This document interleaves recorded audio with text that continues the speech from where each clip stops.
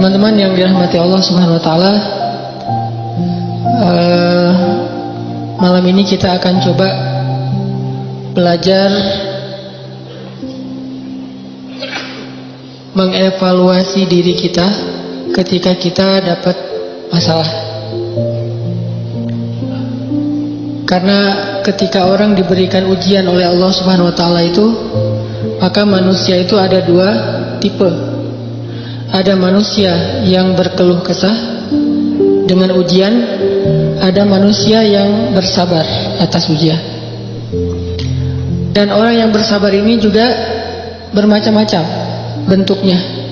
Ada yang sabar dengan pasrah, ada yang sabar justru dengan memperbaiki diri. Dia bersabar sambil memperbaiki dirinya, karena dia sadar tidak ada masalah yang menimpanya kecuali ada yang salah dalam dirinya. Tidak ada musibah yang menimpa dia kecuali ada sesuatu yang dia lakukan yang mungkin bukan kebaikan, yang mungkin dosa. Sehingga selain bersabar, sembari bersabar dia mencoba untuk mengevaluasi, memperbaiki diri. Dan ini adalah model orang yang sabar yang paling baik. Sedangkan yang mengeluh juga macam-macam. Ada yang mengeluhkan masalah, ada yang mencari kambing hitam, menyalahkan temannya. Kayak misalnya dia nggak lulus satu mata kuliah atau nilainya jelek, dia nyalahin teman kos-kosannya gara-gara teman kos-kosannya ngajak dia main terus misalnya. Padahal itu kan pilihan ya, dia bisa menerima, bisa menolak. Bisa nyalahin mantannya, ini gara-gara saya diputusin, saya nilainya jadi jelek. Ya salah juga sih. Nah ini kan bentuk-bentuk keluhan nih. Ada yang menyalahkan, sampai tingkat keluhan yang paling parah itu menyalahkan takdir, menyalahkan Allah. Ya Allah kenapa saya, apa maunya engkau, dan seterusnya dan seterusnya. Nah malam ini kita akan bahas angle orang yang ketika diuji oleh Allah bersabar, dan juga sambil bersabar dia mencoba untuk memperbaiki diri. Dan ini adalah cara yang paling baik dalam menyikapi suatu musibah atau masalah. Cara yang paling elegan dan cara yang paling bijak, cara yang paling disukai Allah ketika kita mendapatkan masalah itu justru kita mencari tahu apa salah kita. Walaupun masalahnya bukan dengan keadaan. Kalau menyalahkan keadaan kan susah. Masalahnya kadang dengan orang lain. Orang mencela kita, orang berkata-kata tidak baik kepada kita. Ya memang salah dia, tapi tidak akan menimpa ucapan itu kepada kita kecuali memang ada sesuatu yang terjadi dalam diri kita. Ada sesuatu dosa yang pernah kita lakukan. Nah ini namanya belajar bersabar sambil mengevaluasi diri. Bahasa fikihnya muhasabah diri.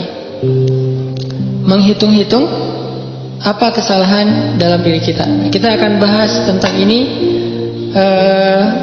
gimana caranya kita menghadapi masalah, menghadapi satu musibah, menghadapi satu kejadian yang tidak enak dengan sabar, tapi nggak sekedar pasif, nggak sekedar mengatakan innalillah wa inna ilaihi rajiun, nggak hanya sekedar mengatakan hasbiyallah wa ni'mal wakil, nggak hanya sekedar merasa ini adalah cara Allah untuk menaikkan derajat saya. Kadang kalau hanya kegeeran kayak gini nih, kita jadi nggak pernah menjadi lebih baik. Kan ada orang ketika diuji oleh Allah, boleh sih merasa bahwa oh ini cara Allah menaikkan derajat saya. Tapi kalau hanya kayak gini doang, rasa-rasanya kita terlalu kegeeran.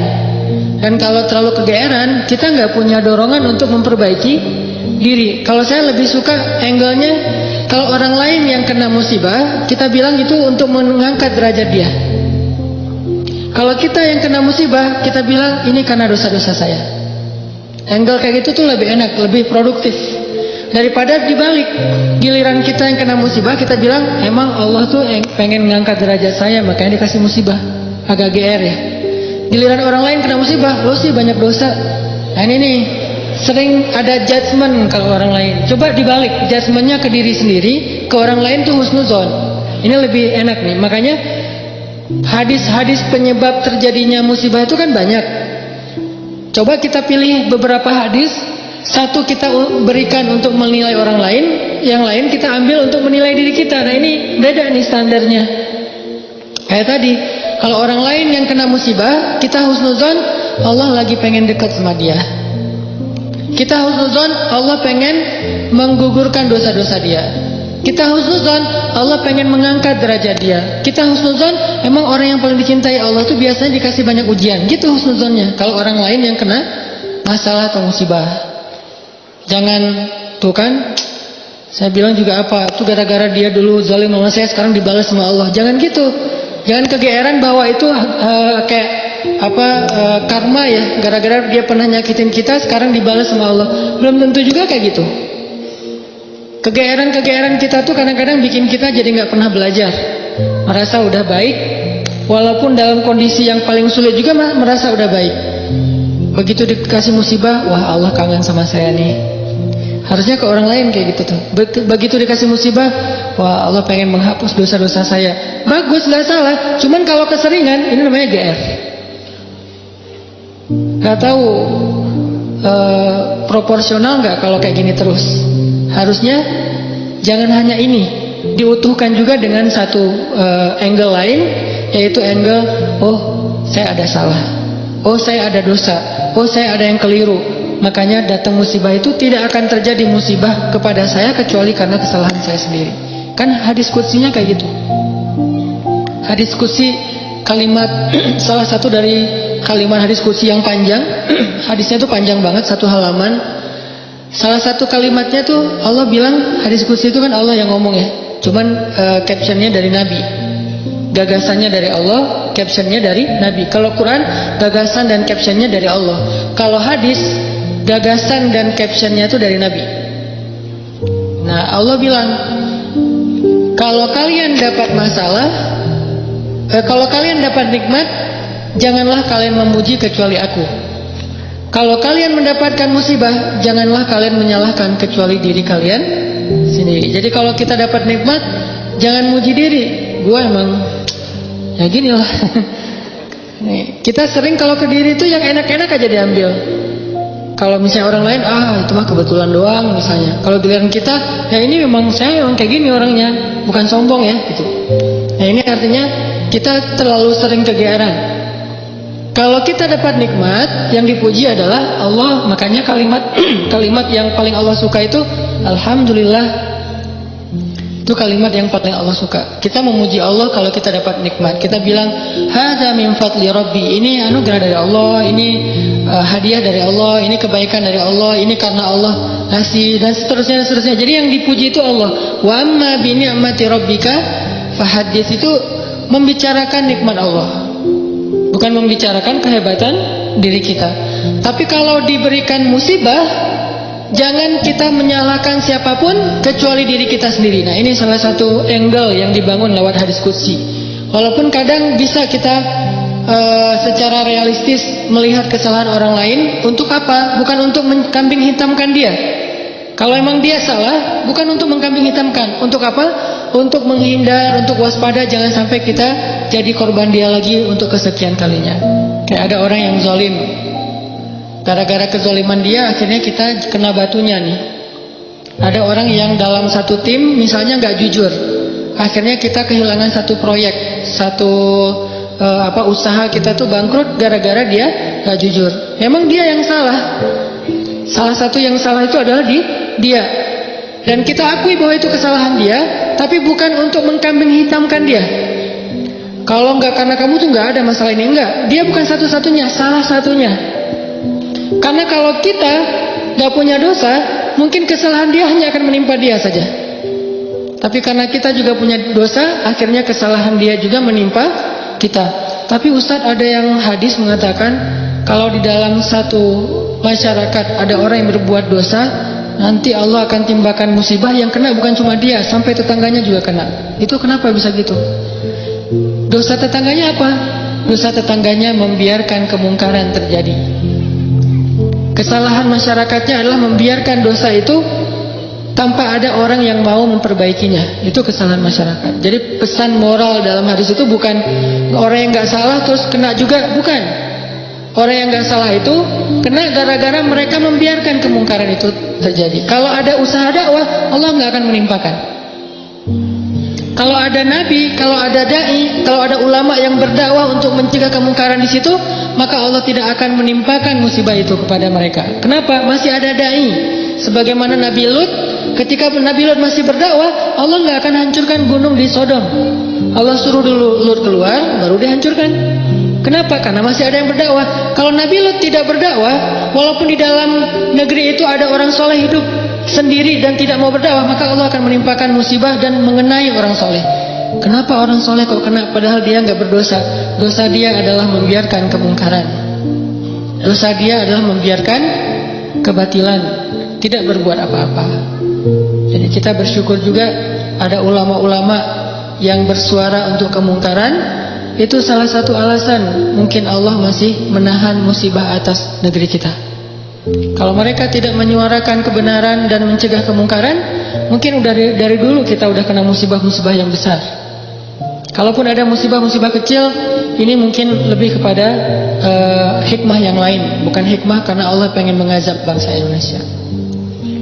Jadi teman-teman, coba kita perbaiki angle berpikir. Apa yang harus kita persangkakan ketika orang lain kena musibah, dan apa yang harus kita persangkakan ketika kita yang kena musibah. Kalau kita yang kena musibah, salah satunya adalah cari salahnya di mana nih dalam diri kita. Kalau orang lain yang kena musibah, maka berbaik sangka dengan mengatakan Allah ingin mengangkat derajat dia. Berbaik sangka dengan mengatakan Allah pengen dekat dengan dia. Berbaik sangka dengan mengatakan orang yang paling banyak diuji adalah para nabi, kemudian orang soleh, kemudian yang semisalnya, kemudian yang semisalnya. Berbaik sangka dengan mengatakan Allah pengen menggugurkan dosa-dosa dia, sehingga kita nggak pernah menjudge orang lain dan tidak sibuk dengan kesalahan-kesalahan orang lain. Karena pernah saya kena musibah, misalnya motor saya hilang. Dulu banget, saya baru beli motor, baru 2 bulan terus hilang. Teman saya bilang gini, Ustaz kurang sedekah nih, digituin. Ya sih, saya nggak mungkin dong saya ngebantah kan ya. Oh iya ya mungkin, cuman kan nggak enak ya. Orang lagi kena musibah, bukannya dia empati atau apa gitu, malah Ustaz kurang sedekah nih, dia menjudge. Dan kalau saya kepancing, nggak tahu sedekah saya kayak gimana, kan habis pahala sedekah saya. Udah pahala sedekahnya cuma sedikit, riak pula gara-gara kepancing sama dia, hilang kan, nggak ada manfaatnya kan ya. Dan itu sering loh mancing-mancing kita jadi riak. Kadang-kadang riak kita tuh bukan direncanain, bukan gua pengen riak nih, enggak. Kalau kelas kita insya Allah nggak gitu-gitu amat lah, nggak mungkin kita sedekah pengen pamer, kita beribadah pengen pamer, kita tilawah pengen pamer, kita tahu lah itu mah sia-sia. Tapi kadang riaknya tuh muncul gara-gara kepancing sama orang lain. Lo nggak pernah gua ngeliat baca Quran? Wah, lo nggak tahu gua di HP ini ada Quran sampai 5 aplikasi loh. Buat apa juga banyak-banyak sama aja isinya. Aplikasi Al-Quran tuh ada 5 di sini, dan sehari tuh coba lo lihat, dan terakhir udah baca sampai surat berapa? Kan kepancing tuh. Riaklah kita gara-gara orang lain, atau misalnya taklim atau apalah, atau umroh, haji, sedekah kayak gitu-gitu. Ada yang mancing, lo nggak peduli banget dengan saudara-saudara kita yang di Palestina, itu di sana tuh ngeri banget loh keadaannya. Lo kayaknya biasa-biasa aja. Lo ngelihat gue main, tapi gue tuh sedekah, gue tuh donasi terus, setiap minggu tuh ngirim 1 juta, habis kan? Ini riya yang kepancing namanya. Dan sama statusnya dengan riya yang direncanain. Makanya jangan gampang kepancing. Dia ngomong gitu ke saya lagi hilang motor, dia bilang Ustaz kurang sedekah. Kemarin ketinggalan dompet. Ketinggalannya di rumah ternyata. Nggak tahu kemana dompet, panik gitu kan, soalnya SIM 2 di situ baru dibikin. Udah gitu kartu ATM gitu, terus ada foto anak. Alhamdulillahnya nggak ada duit. Tapi kan kartu lumayan tuh, blokir ATM dulu, terus mau ngirim mau ngurus SIM juga, ngurus KTP, apalagi sekarang lama ngurus KTP-nya, masa kemana-mana saya mau bawa surat gitu nunjukin, kan naik pesawat, males banget kan ya, nggak keren kalau nggak ada kartu teh. Mana-mana mau check in pesawat tunjukin kertas, aduh gimana rasanya nih, berat. Tiba-tiba ada yang iseng lah gitu. Udah tahu orang kena musibah Ustadz banyak dosa, Ustadz ini segala macam. Iya sih, emang banyak dosa, tapi nggak usah diomong-omongin kan gitu ya. Jadi malah karena kita juga udah muhasabah diri lah. Ketika kita dapat musibah, kita langsung introspeksi diri, nggak perlu digitu-gituin. Kadang kita ke orang lain tuh gitu, teman-teman. Dia mungkin udah sadar, atau nggak usah orang lain, keluarga sendiri, pasangan kayak gitu juga. Oh, kayaknya kamu tadi gara-gara kamu tadi ngomongin dia, makanya jangan digituin. Udah aja bab ngomongin orang lain, itu bab yang berbeda. Jangan dikait-kaitkan sehingga kita menjudge orang lain kena musibah gara-gara dosa yang baru saja dia lakukan. Ini kurang bijak. Yang bisa mengatakan ini hanya orang-orang tertentu seperti para nabi, terus ulama-ulama dengan level tertentu. Kalau kita dengan teman, jangan ngambil peran sebagai ulama. Beda. Kalau kita sebagai teman, ngambil peran ya cuma teman doang. Empati, peduli, bantuin. Kalau ulama kapasitasnya emang menasihati. Ulama itu kapasitasnya emang mengeluarkan fatwa, bahkan menjudge. Itu hak ulama menjudge, karena ulama itu sama kayak hakim. Tugas hakim itu adalah menghakim, menyampaikan hukum halal haram, hak batil dan seterusnya. Tapi kita kalau ke teman beda sama ulama. Kalau ulama kayak gitu maklumi, emang tugas ulama kayak gitu. Kalau kita mengambil peran ulama ini nggak bisa dimaklumi, ini agak blunder, agak offset nih kalau menurut saya. Jadi kalau teman-teman ngedengar ada ustadz-ustadz yang di sosial media berfatwa, itu emang tugas mereka. Jangan dijat juga, nih ustadz ini kurang bijak. Emang gitu. Kalau kita yang kayak gitu, yang namanya kurang bijak. Kalau ulama kayak gitu, bijak itu. Karena kalau ulama diam, lalu di mana amar ma'ruf nahi munkar? Kalau ulama diam, lalu di mana dakwah? Kalau gitu saya juga harus enggak. Kalau kita enggak boleh ngomong, mending diam. Karena ketika kita ngomong, kemungkinan salahnya lebih besar daripada benar. Terus gimana? Ya udah, bantuin orang yang kena musibah. Jangan dijudge, jangan dihakimin, jangan difatwain. Kita bukan ahlul fatwa. Kita bukan mufti. Kita hanya orang biasa. Kalau mau sekedar watawasau bil haq Ustaz. Ya, watawasau bis sabr juga kan? Kita nasihatnya itu menguatkan kesabaran dia, bukan nasihatnya membuat dia makin jatuh. Rusi, nah ini bikin jatuh nih. Ya sabar ya, mudah-mudahan Allah dengan modal husnuzon tadi, mudah-mudahan Allah angkat derajat kamu, mudah-mudahan Allah ngampunin dosa-dosa kamu, mudah-mudahan Allah kamu jadi lebih dekat kepada Allah. Ini watawasau bil haq, watawasau bis sabr. Tapi kalau kita bilang kamu kurang ini, kamu kurang itu, kamu kurang itu, ini berarti kita menjudge, menghakimi orang yang sedang kena musibah. Harusnya itu kita lakukan untuk diri kita, bukan untuk orang lain. Beda banget teman-teman angle dalam menilai orang lain dan menilai diri kita sendiri, itu beda. Jangan disamain. Yang banyak terjadi terutama di sosmed itu, kita memberlakukan yang untuk diri kita berikan ke orang lain, yang untuk orang lain kita ambil untuk diri kita. Itu yang terjadi di balik tadi tuh. Itu banyak banget di masyarakat kita. Yang kayak kasus orang lain kena musibah, kita bilang banyak dosa. Kita kena musibah, kita bilang Allah pengen ngangkat derajat saya. Harusnya dibalik. Kalau dibalik insya Allah kan gak ada perdebatan ya. Gak ada haters, gak ada keributan, gak ada keramaian, gak ada unfollow, gak ada live group, gak ada yang kayak gitu-gitu. Kenapa? Karena semuanya melihat ke orang lain dengan husnuzon, melihat ke diri sendiri dengan muhasabah, dengan mengevaluasi kesalahan sendiri. Ini poin pertama. Mudah-mudahan jadi pola pikir dalam kita berteman, pola pikir dalam kita bersosmed termasuk. Karena kalau pola pikir ini dibalik tadi, bahaya. Kita nggak akan pernah punya teman yang nyaman berada di sisi kita. Terus disalah-salahin. Apalagi nanti kalau udah punya pasangan, nggak akan betah dia kalau terus-terusan disalah-salahin. Walaupun salah. Kadang dia salah, tapi nggak usah disalah-salahin. Cukup dibantu, nanti dalam momen-momen yang lebih normal, lebih enak, baru dikasih tahu. Tapi kalau misalnya dia lagi ada masalah, disebutin lagi kesalahannya, secara manusiawi dia pasti akan ilfil. Alih-alih dia nerima nasihat kita, malah menjauh, malah jadi masalah baru. Ini angle berpikir. Terus yang kedua, kita coba lihat bagaimana cara para ulama menyikapi atau merespon masalah. Gimana orang soleh dulu ngerespon satu musibah. orang soleh dulu, kalau mereka dapat musibah, mereka selalu memeriksa pertama hubungan mereka dengan Allah. Itu yang pertama diperiksa. Karena nggak mungkin ada musibah kecuali karena ada masalah antara kita dengan Allah. Kalau hubungan kita dengan Allah itu, hidup kita tuh bakalan mudah banget teman-teman. Tapi begitu ada kerenggangan antara kita dengan Allah, ada gap antara kita dengan Allah, ada kayak kerusakan hubungan kita dengan Allah, pasti jadinya tuh musibah, pasti jadinya tuh masalah.